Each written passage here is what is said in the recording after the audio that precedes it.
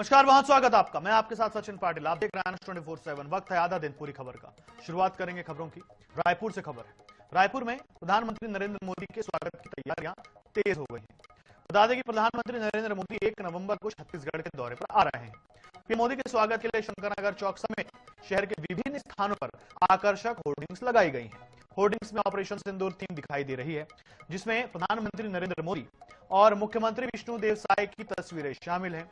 संदेशों में दुश्मनों को करारा जवाब देने वाले पीएम के स्वागत का भी जिक्र किया गया है। शासन प्रशासन पूरी तैयारियों में जुटा हुआ है और शहर में स्वागत की सजावट का काम जोरों पर है।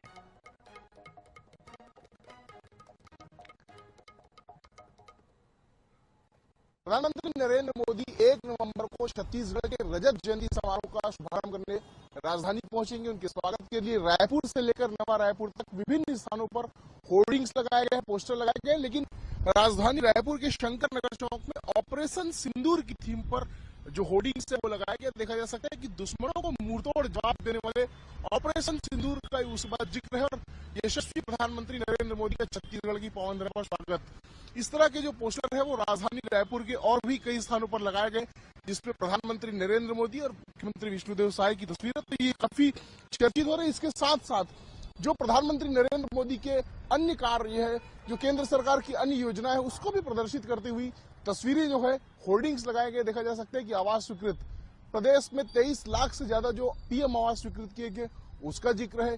प्रधानमंत्री किसान सम्मान निधि का भी यहाँ पर होर्डिंग्स है वो देखने मिलता है। और तीसरी तरफ अगर हम देखें सड़क के तीसरे किनारे में तो चंद्रयान मिशन को प्रदर्शित करता जो होर्डिंग है वो भी लगाया गया, लेकिन सबकी निगाहें जो है वो इस तस्वीर में, इस होर्डिंग में जो ऑपरेशन सिंदूर के थीम पर लगाई गई उस पर केंद्रित होती है और इसके माध्यम से प्रधानमंत्री नरेंद्र मोदी का स्वागत जो राजधानी की सड़कों पर किया जा रहा है।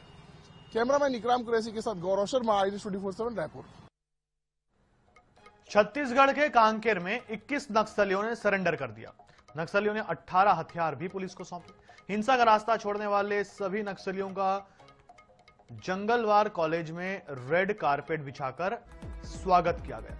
बस्तर रेंज के पुलिस महानिरीक्षक पी सुंदरराज ने बताया कि केशकाल डिवीजन और दक्षिण बस्तर में अब बहुत कम नक्सली समूह बचे हैं। उन्होंने नक्सलियों को सरेंडर करने और मुठभेड़ में मारे जाने की बजाय सामान्य जीवन चुनने की सलाह दी। पी सुंदरराज ने बताया कि अभी 6 से 7 सेंट्रल कमेटी और पोलित ब्यूरो मेंबर बचे हैं जो दक्षिण बस्तर जंगलों में छिपे हुए हैं। तो हिंसा छोड़कर मुख्यधारा में 21 नक्सली छोड़कर मुख्यधारा में प्रवेश किया है और जंगलवार कॉलेज में पुलिस के तमाम अधिकारियों ने रेड कारपेट में उनका स्वागत किया है। आप मेरे पीछे जो हथियार देख रहे हैं ये वही हथियार है जो नक्सली अपने साथ लेकर आए हैं, जिसमें AK-47, SLR, इंसास, 303 जैसे राइफल शामिल हैं। ये बहुत बड़ी सफलता पुलिस के लिए इसलिए भी है क्योंकि इस सरेंडर के बाद कहीं ना कहीं उत्तर बस्तर का जो इलाका है तकरीबन 80% इलाका वो माओवाद से मुक्त हो जाएगा, क्योंकि अब बहुत कम संख्या में ही माओवादी इस क्षेत्र के जंगलों में बचे हैं। लगातार सरेंडर के बाद अब ये माना जा सकता है कि उत्तर बस्तर में बहुत जल्द खुशहाली लौटेगी और ये इलाका पूरी तरह से नक्सल मुक्त होगा। गौरव श्रीवास्तव, INS24/7 कांकेर। 210 माओवादी इसी प्रयास के तहत, इसी पहल के तहत सामने आए थे। उन्हें पुनर्वास के सभी कार्रवाई अभी लगातार जारी है और 17 माओवादी कैडर्स जो अभी रविवार को आए थे उनका आज विधिवत एक कार्यक्रम के तहत उनका समाज में रीइंटीग्रेट की जा रही है। ये शासन की एक स्पष्ट मंशा है बस्तर संभाग के अंतर्गत नक्सल गतिविधि को पूर्ण रूप से समाप्त करते हुए बस्तर के एक नया पहचान दिलाना है और बस्तर क्षेत्र का विकासकारी जनता की मंशा अनुरूप उसका गति प्रदान करना है। कटनी जिले के कैमोर में भाजपा नेता नीलेश रजक की हत्या के 2 आरोपियों को शॉर्ट एनकाउंटर के बाद गिरफ्तार किया गया। गंभीर रूप से घायल दोनों आरोपियों को जबलपुर के निजी अस्पताल में भर्ती कराया गया है। पुलिस को कैमोर हत्याकांड के आरोपी अकरम खान और प्रिंस जोसेफ के कजरवारा में होने की सूचना मिली थी। इसके बाद रात करीब 2 बजे पुलिस ने घेराबंदी की। आरोपियों ने पुलिस पर फायरिंग शुरू कर दी। पुलिस की जवाबी कार्रवाई में आरोपियों के हाथ और पैर में गोली लगी। विजय राघवगढ़ से विधायक संजय पाठक ने बताया कि DAV स्कूल में आरोपी अकरम बच्चों के साथ छेड़छाड़ करता था, जिसको लेकर भाजपा नेता नीलेश रजक ने पुलिस में शिकायत की थी, जिससे नाराज अकरम ने हत्या की वारदात को अंजाम दिया।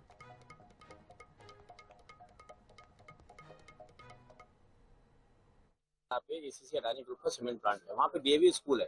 डीएवी स्कूल की छात्राओं ने और उनके अभिभावकों ने नीलेश रजक, जो हमारा नीलू रजक था, कार्यकर्ता था और वो जीव सेवा बहुत करता था, पशुओं की सेवा करता था, उसको जब एक खबर मिली कि लड़कियों के साथ छेड़खानी कुछ लड़के करते हैं नशे की हालत में, तो वो स्कूल पहुंच गया। स्कूल के गेट पे जैसे गेट से लड़कियां निकलना चालू हुई, लड़का आया, इतने वही पकड़ के उसको, उसकी झूमा झटकी हुई और जब विवाद बढ़ने के बाद दोनों को थाने ले जाया गया, तो उसने सबके सामने ऐलानिया बोला, तकराम नाम के लड़के ने नीलू रजक को अपराध करते हैं, भोली भाली लड़कियों को फंसाते हैं, उनको किसी को नहीं छोड़ा जाएगा, सबके घर जमीन दरोज किए जाएंगे। और हमने तो प्रण किया है, बात किसी पार्टी के कार्यकर्ता की नहीं है, बात एक समाज सेवी और एक ऐसे व्यक्ति की है जो बिटिया के कहने पे वहां चला गया, उसके साथ हुई है।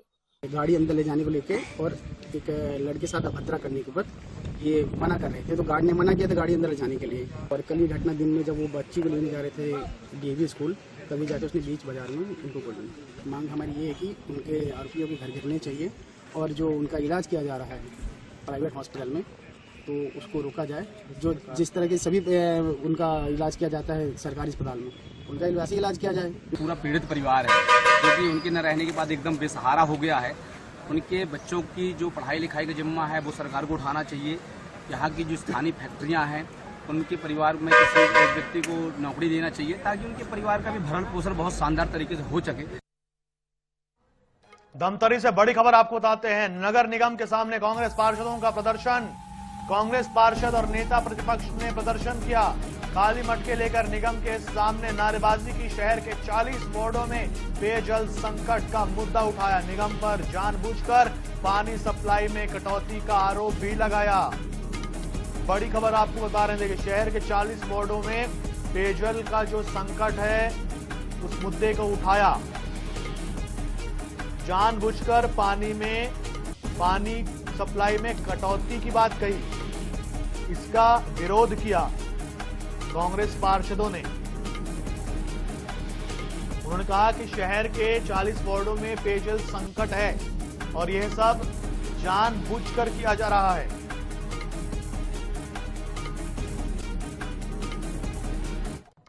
तो अंबिकापुर में तहसीलदार राहुल गुप्ता पर प्रताड़ना का आरोप है। अंबिकापुर से इस वक्त की बड़ी खबर आपको बता रहे हैं। पत्नी ने दहेज के लिए प्रताड़ित करने का आरोप लगाया है। बहुत गंभीर आरोप है।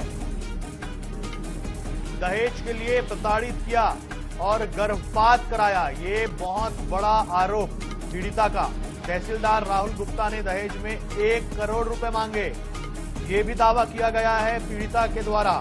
पीड़िता ने अब न्याय की गुहार लगाई है। पीड़िता ने सीएम के कार्यक्रम स्थल में पहुंचकर अपनी बात रखी। तहसीलदार राहुल गुप्ता से 2022 में शादी हुई थी पीड़िता की। शादी के बाद सिर्फ 49 दिन ही तहसीलदार ने अपने घर में रखा और मारपीट कर घर से निकाल दिया। मामले में महिला थाने से भी तहसीलदार को नोटिस भेजा गया है। तो कार्रवाई जो है वो शुरू हो गई है। तहसीलदार को महिला थाने से नोटिस भेजा गया है। जो हमारी शादी है 25/11/22 को हुआ था, उसके बाद उसमें हम लोग उन लोग को 50 लाख रुपए दहेज उनका डिमांड था, तो हम लोग दिए थे। उसके बाद भी उन लोग का डिमांड और था 25 लाख रुपए आप आओ बोल के लेकर, तो हमारे घर के द्वारा उनको इनकार कर दिया गया दहेज देने के लिए। तो वो फिर घर से मार पीट के निकाल दिए मेरे को।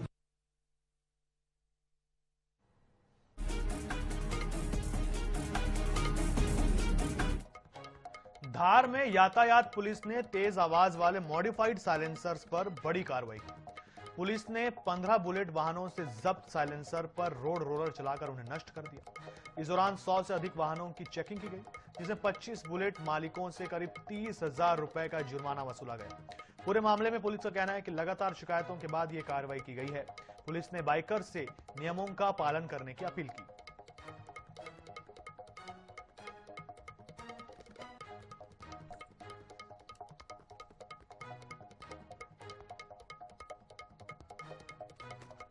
सूरजपुर में प्रेमी के साथ मिलकर पति की हत्या करने वाली महिला और उसके प्रेमी को अदालत ने आजीवन कारावास की सजा सुनाई है।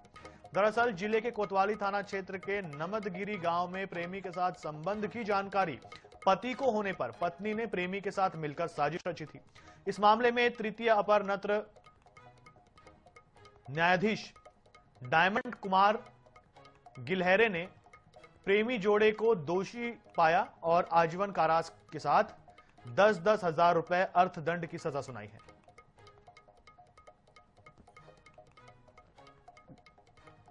महिला उत्पीड़न मामले की जांच के नाम पर व्यापारियों से अवैध वसूली करने वाले श्रम निरीक्षक पर बड़ी कार्रवाई की गई। भ्रष्टाचार के गंभीर आरोपों के चलते श्रम आयुक्त रायपुर ने श्रम निरीक्षक रामचरण कौशिक को निलंबित कर दिया। साथ ही 2 श्रम उप निरीक्षकों और 1 श्रम कल्याण उप निरीक्षक को नोटिस जारी कर स्पष्टीकरण मांगा है। आरोप है कि इन अधिकारियों ने शहर के व्यापारिक प्रतिष्ठानों में महिला उत्पीड़न जांच के नाम पर अवैध वसूली की। चेंबर ऑफ कॉमर्स के कारोबारियों ने अवैध वसूली की कलेक्टर से शिकायत की थी। शिकायत की गंभीरता को देखते हुए कलेक्टर ने मामले की जांच के निर्देश दिए थे। जो लेबर इंस्पेक्टर जो हैं अपनी टीम के साथ फील्ड पर गए थे और उसमें ये शिकायत प्राप्त हुई कि कुछ दुकानदारों से राशि वसूल करने की जो है शिकायत प्राप्त हुई थी। जो लेबर इंस्पेक्टर है उनके सस्पेंशन का प्रस्ताव जांच कमेटी ने किया था और 3 अन्य अधिकारियों के शो कॉज जारी करके कार्रवाई के लिए प्रस्तावित की थी। और श्रम आयुक्त द्वारा जो है लेबर इंस्पेक्टर को सस्पेंड भी किया गया और बाकी जो 3 अन्य जो अधिकारी हैं उनको जो है शो कॉज नोटिस जारी किया गया। शाजापुर जिले में किसानों की फसलों को बचाने के लिए हिरणों का रेस्क्यू अभियान चलाया जा रहा है। पोलाय कला तहसील के खड़ी और उमर सिंगी गांवों के बीच इस अभियान में बोमा तकनीक का उपयोग किया जा रहा है। अभियान को दक्षिण अफ्रीका की एक विशेष टीम कर रही है। तीसरे चरण में आज सोलार प्लांट के समीप बोमा लगाकर 12 बजे से रेस्क्यू कार्य हेलीकॉप्टर की मदद से शुरू किया गया। पूरे अभियान को लेकर वन विभाग के एसडीओ फतेह सिंह निमामा से बात की हमारे संवाददाता मुकेश शर्मा ने। प्रदेश के मुख्यमंत्री मोहन यादव के द्वारा लगातार किसानों के हित में अच्छे फैसले लिए जा रहे हैं और इसी के तहत उन्होंने किसानों के हितों को ध्यान में रखते हुए शाजापुर जिले में एक बार कहीं ना कहीं ब्लैक बक जो हिरण है उनके रेस्क्यू अभियान को गति प्रदान किए। आज तीसरे चरण में पोलाय कला क्षेत्र में कहीं ना कहीं ग्राम उमर सिंगी में रेस्क्यू अभियान के तहत बोमा पर लगाया गया है। उस बोमे की सहायता से हिरणों का रेस्क्यू किया जाएगा। हमारे साथ में फॉरेस्ट विभाग के एसडीओ फतेह सिंह निमामा जी हैं।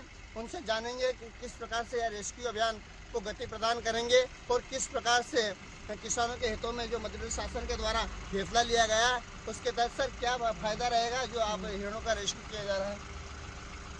वन विभाग के द्वारा किसानों को वर्षों से फसल को नुकसान ब्लैक बक और नील गाय के द्वारा पहुंचाया जा रहा था। उसके लिए शासन ने दक्षिण अफ्रीका के विशेषज्ञों की टीम बुलाई गई और उनके सहयोग से वन विभाग की टीम को द्वारा उनको ट्रेनिंग प्रदान करते हुए ऑपरेशन जारी है और आज उमर सिंगी में हमारा बोमा लग चुका है और 1-2 घंटे के अंदर ही ऑपरेशन प्रारंभ हो जाएगा और यहाँ कितनी सफलता मिलती है वो शाम को हम बता पाएंगे। जय हिंद। सर कितने हिरणों का रेस्क्यू किया जा चुका है अभी तक? 295 हिरणों का रेस्क्यू करके गांधी सागर और पूर्णा सागर रिजर्व पहुँचा चुके हैं। उनको अच्छी जगह में उनको स्वर्ग के जैसी जगह में पहुँचा दिया है। साहब हमारे गांव में जो हिरण नीलगाय से नुकसान हो रहा था, फसल चौपट कर दी जाती थी, गेहूँ चने कुछ भी नहीं आने देते थे, पशुओं सब खा जाते थे, जानवर चौपट कर देते थे और हमारे सरकार द्वारा ये अभियान चलाकर रेस्क्यू किया गया। इसमें हिरण सब पकड़े जाएंगे और जानवर को उनको ये अभियान चलाया जा रहा था, तो इसमें हमको बहुत लाभ मिलेगा और गांव की जनता सुखी हो जाएगी।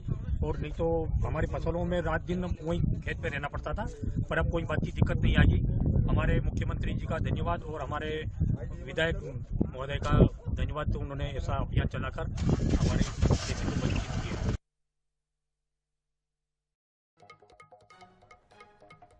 कोंडागांव जिले के फरसगांव क्षेत्र के आवारा भाटा में 2 सड़क हादसे हुए। दोनों हादसे एक ही स्थान पर हुए। देर रात नेशनल हाईवे 30 पर खड़े एक ट्रक को पीछे से आ रहे दूसरे ट्रक ने जोरदार टक्कर मार दी। इसी जगह पर दूसरा हादसा भी सुबह हुआ। तेज रफ्तार से आ रही 2 ट्रक आपस में भिड़ गए। टक्कर इतनी जबरदस्त थी कि एक ट्रक ड्राइवर ट्रक में ही फंस गया। जिसके बाद लोगों ने कैबिन में फंसे ट्रक चालक को कड़ी मशक्कत के बाद बाहर निकाला। हादसे के बाद दोनों ट्रक ड्राइवरों ने एक दूसरे पर लापरवाही से ट्रक चलाने के आरोप लगाए। ये हुआ भैया, देखो गाड़ी ना, देख रहे हो जो साइड से दिख रहा है ना, तो हल्का अपने साइड पूरा खींच, मतलब लेफ्ट साइड खींच लिया, ठीक है। अब क्या समझ में आया नहीं आया, फुल लाइट देके निकाल दिया गाड़ी को, फुल लाइट देके निकाला और देख रहे हो पूरा जगह भी बच गया अपने साइड, मतलब लेफ्ट साइड और दबा के सटा के लाता रहा तो उसका गाड़ी भी निकल जाता, मेरा गाड़ी भी निकल जाता। वो जबरदस्ती ला के ऐसा झुलाया है गाड़ी को, झुला के ना दिया। और मेरे साइड में पुलिया है, अगर पुलिया नहीं रहता ना तो मैं निकाल लेता गाड़ी को। मैं अपने तरफ से, मैं अपना साइड, अब देख लो भाई, मेरे को क्या देखना, मेरे को जैसे देख रहे हो ना, गाड़ी को भी देख लो ना भाई। आप फंसे थे क्या उसमें? हाँ, मैं फंस गया था, वो भी ना इतना स्पीड आया तो मेरा, मैं स्पीड आए रहता ना मैं मर जाता। रहता तो देख लो।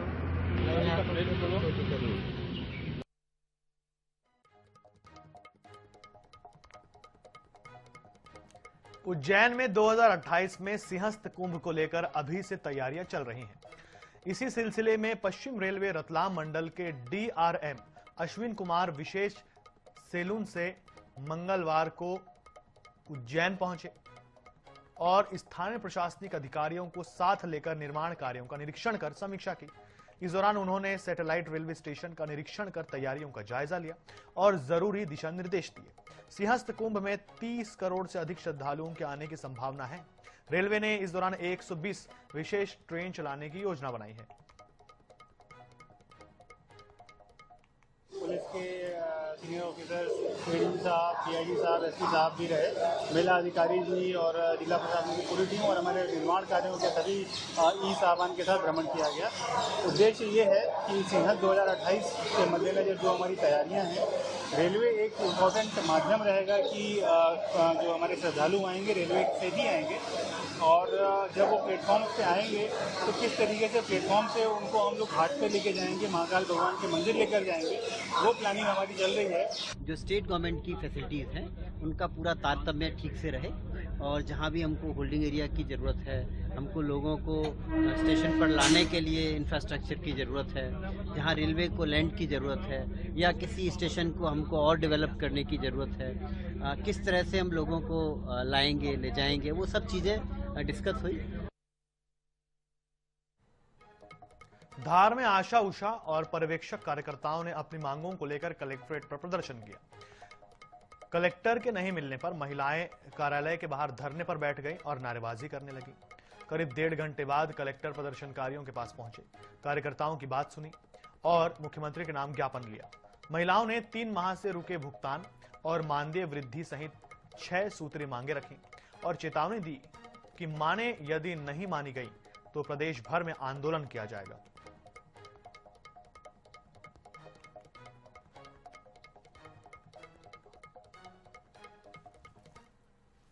हमारा मामला ये है कि 3 माह से हमारा भुगतान नहीं हुआ है और सरकार से हमें निवेदन है कि हमारा भुगतान जल्दी से जल्दी कराया जाए। 3-3 महीने हो चुके हैं, हमारी सैलरी नहीं आई है, कुछ पैसा आया है तो टुकड़ों में आया है, हमें एक मुश्त पैसा चाहिए। हमारी मांगे पूरी नहीं हुई तो हम उग्र आंदोलन करेंगे, धरना प्रदर्शन करेंगे।